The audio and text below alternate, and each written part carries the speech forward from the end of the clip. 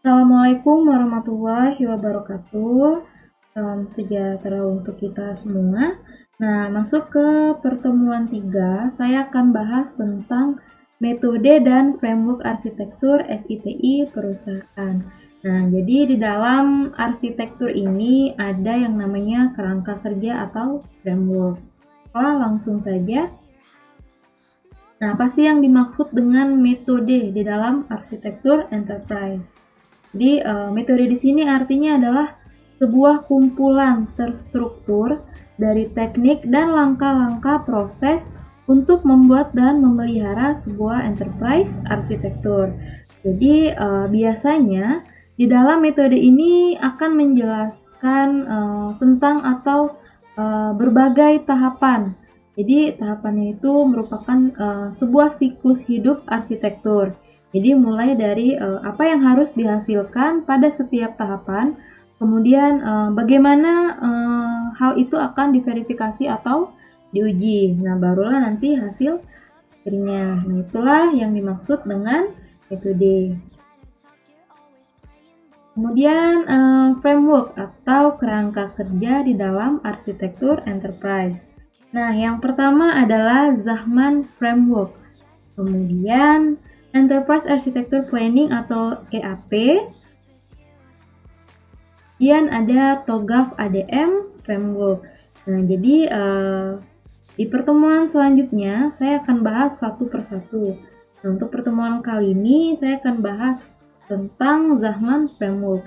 Nah, jadi nanti tugas besar kalian nanti kita akan memperdalam untuk TOGAF ADM Framework. Nah, kali ini saya akan bahas secara singkat dulu tentang Zahman Framework. Jadi pada tahun 1987, John Zahman, nah inilah orang yang memperkenalkan framework enterprise architecture yang pertama dan terkenal. Jadi saat ini itu dikenal dengan Framework for Information System Architecture. Jadi framework yang berlaku ini pada dasarnya adalah sebuah struktur logis untuk mengklasifikasi dan mengorganisasi representasi deskriptif dari sebuah enterprise yang penting bagi manajemen enterprise dan bagi pengembangan sistem enterprise. Nah, jadi dia adalah sebuah struktur logis, artinya struktur berarti dia bertahap ya. Nah, kemudian awalnya berupa struktur matriks 6x3. Jadi ada 6 kolom dan 3 baris. Selanjutnya dikembangkan oleh Showa dan Zahman menjadi matriks 6x6 pada tahun 1992. Nah, saat ini Zahman yang terbaru itu ada 6x6 matriksnya, artinya ada 6 kolom dan 6 baris. Kemudian, kerangka kerja diperkenalkan memungkinkan untuk membuat struktur, klasifikasi, dan dokumentasi berkaitan dengan manajemen dan pembangunan sistem dalam enterprise. Oh iya, untuk mata kuliah ini kita singkat aja AE ya, artinya arsitektur enterprise. Kemudian, sebagai kunci untuk memahami arsitektur enterprise dan kedinamisan organisasi. Nah, inilah gambaran dari Zahman Framework. Nah, selanjutnya, Zahman Framework ini juga digunakan untuk pengembangan atau mendokumentasikan arsitektur enterprise secara praktis. Terdapat dua sumbu utama, yaitu vertikal dan horizontal. Nah, untuk yang vertikal berarti posisinya tegak lurus ya, bisa dari atas ke bawah, sedangkan horizontal itu yang mendatar, bisa dari kiri ke kanan atau sebaliknya. Kemudian sumbu vertikal menyediakan berbagai cara pandang, jadi ada berbagai sudut pandang atau perspektif dari keseluruhan arsitektur. Kalau yang untuk sumbu horizontal, nah ini merupakan abstraksi klasifikasi dari arsitektur itu sendiri.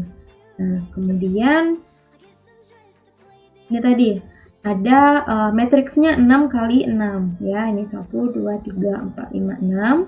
kemudian 1, 2, 3, 4, 5, 6. Nah, apa saja sih yang ada di dalam matriks framework Zahman? Oke, yang pertama ada untuk yang sumbu horizontal ada what, how, where, who, when, why.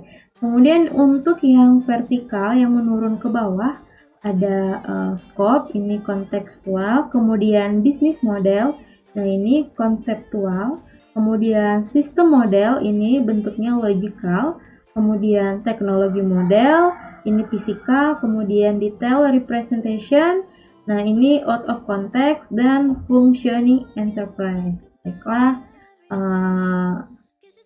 ini. Nah ini bentuknya.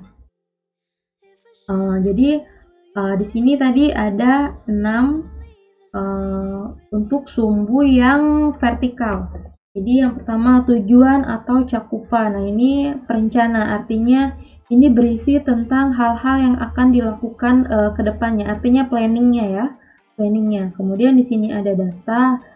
What ini data. Data ini artinya kalau yang di dalam perencanaan berarti daftar hal-hal penting bagi enterprise, artinya planningnya kira-kira data apa aja yang akan kita butuhkan nanti dalam membangun sebuah arsitektur.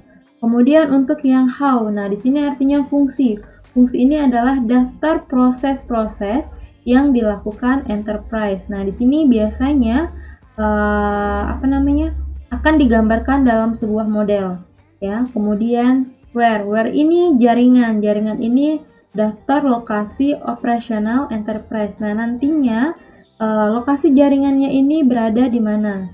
Kemudian who, orang. Nah berarti sini daftar unit organisasi. Nah siapa-siapa aja orang yang berwenang dalam menggunakan atau mengoperasikan arsitektur tersebut. Kemudian untuk when, waktu. Nah di sini daftar waktu atau siklus bisnis. Nah jadi di dalam framework, semua framework atau kerangka kerja, nah itu ada yang namanya siklus atau daftar waktunya, ada siklusnya ya. Kemudian why, motivasi. Nah motivasi ini biasanya daftar tujuan atau strategi bisnis, contohnya seperti visi misi dalam sebuah enterprise atau perusahaan tersebut, tujuannya, goalsnya bagaimana. Nah, kemudian dari sisi model bisnis, nah dari sisi si pemilik, ini biasanya data-data yang sudah kita dapatkan tadi, nah di sini digambarkan di dalam IR diagram. Kemudian proses-prosesnya tadi gambarannya, nah itu akan digambarkan biasanya di dalam use case ya. Kemudian jaringan logistik atau node and link, nah ini nanti kita akan membangun sebuah jaringannya bagaimana. Jadi kita akan membuat hasil akhirnya itu sebuah topologi jaringan. Nah selanjutnya adalah who, orang tadi, struktur organisasi, kemudian biasanya kumpulan keahlian atau aspek keamanannya, ini orang ya, masih orang. Kemudian jadwal bisnis induk. Nah tadi kan kita udah buat daftar siklus atau jadwal jadwal perencanaannya. Nah ini akan dijabarkan lagi. Kemudian di sini adalah aturan bisnisnya, ya, tata caranya ya. Kemudian untuk model sistem, nah di sini dari perspektif arsitek. Nah di sini biasanya di dalam digambarkan dalam bentuk model data. Nah di sini biasanya IR diagram juga bisa digambarkan. Kemudian diagram alir, kemudian arsitektur sistem yang didistribusikannya bagaimana. Kemudian arsitektur antar muka manusia. Jadi di sini penggunanya nanti, pengguna sama si pengakses datanya bagaimana. Kemudian diagram kebergantungan sejarah atau entitas struktur proses. Nah ini kurang lebih sama dengan yang pertama. Kemudian ini juga dan seterusnya. Jadi silakan dibaca aja. Nah selanjutnya adalah aturan-aturan yang ada di dalam framework Zahman. Yang pertama, tidak menambahkan baik baris maupun kolom ke dalam framework. Jadi baris dan kolomnya tadi sudah ditentukan, matriksnya 6x6. Jadi tidak boleh ditambahkan ataupun dikurangkan. Kemudian masing-masing kolom mempunyai model generik yang simple. Selanjutnya, kesimpulannya bahwa sebuah tingkatan detail adalah sebuah fungsi sel, bukan kolom. Ingat ya, bedanya kolom dengan baris. Kemudian tidak ada metakonsep yang memungkinkan untuk mengklasifikasi menjadi lebih dari sebuah sel. Tidak membuat hubungan antar sel secara diagonal. Kemudian tidak merubah nama kolom atau baris. Nah, ini selanjutnya logika dari framework adalah generic recursive. Nah, ini adalah aturan-aturan yang ada di dalam Zahman. Nah, kita akan bahas tentang Zahman framework yang kolom. Di kolom artinya dia merepresentasikan interrogatif atau pertanyaan-pertanyaan yang biasanya dikaitkan dengan sebuah enterprise. Jadi tadi kan ada 6 kali 6. Nah, kolomnya apa aja? Yang pertama ada what. Ini kayak belajar ini ya, apa namanya? Bahasa Inggris 5W 1H ya. Nah, yang pertama ada what. Apa sih itu? Jadi, maksudnya adalah apakah yang menjadi data bisnisnya atau model bisnisnya, kemudian informasinya, objeknya bagaimana. Nah, itu ya. Kemudian how. Nah, di sini how menggambarkan bagaimana bisnis itu berjalan, misalnya bagaimanakah proses dari sebuah bisnis atau bisnis proses tersebut diceritakan. Kemudian where. Nah, where ini di manakah bisnis beroperasi, jadi lokasinya di mana. Kemudian who. Who, siapakah orang-orang yang menjalankan bisnis tersebut? Apakah unit-unit bisnisnya?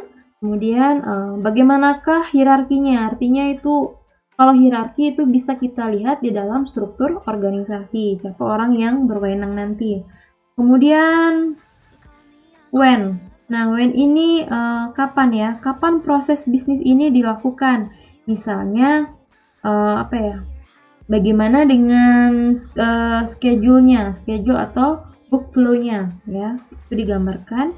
Selanjutnya why. Mengapa? Nah, mengapa di sini maksudnya adalah prosesnya, bagaimana orang-orang atau lokasi-lokasinya. Maksudnya di sini yang dipandang penting kira-kira. Kemudian apakah yang menjadi bisnisnya tuh bisnis objektifnya itu bagaimana? Tadi misalnya visi misinya di dalam arsitektur tersebut. Selanjutnya, tadi kan kita udah bahas yang kolom. Nah, ini untuk yang row atau baris. Nah, yang pertama ada scope. Nah, di sini kontekstual. Jadi di sini tadi mendeskripsikan tentang visi, misi, konteks, batas, dan arsitektur sistem. Nah, di sini juga bisa sering dikatakan sebagai black box karena kita dapat melihat input dan output. Namun, kita tidak dapat melihat detail pekerjaannya.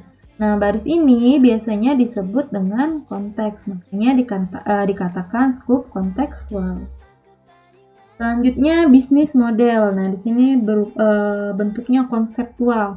Jadi, di sini mendefinisikan sasaran, strategi, struktur, dan proses yang digunakan untuk mendukung sistem atau organisasi. Nah, baris ini sering disebut baris konsep. Kemudian sistem model. Nah, di sini berbentuk logikal. Biasanya di sini berisi kebutuhan, objek, aktivitas, dan fungsi sistem dalam mengimplementasikan model bisnis. Nah, dari baris sistem model ini kita dapat melihat dengan jelas detail pekerjaan, sehingga sering disebut sebagai baris logika.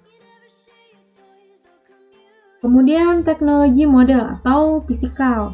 Nah, di sini mempertimbangkan batasan faktor manusia, kemudian alat, teknologi, dan material.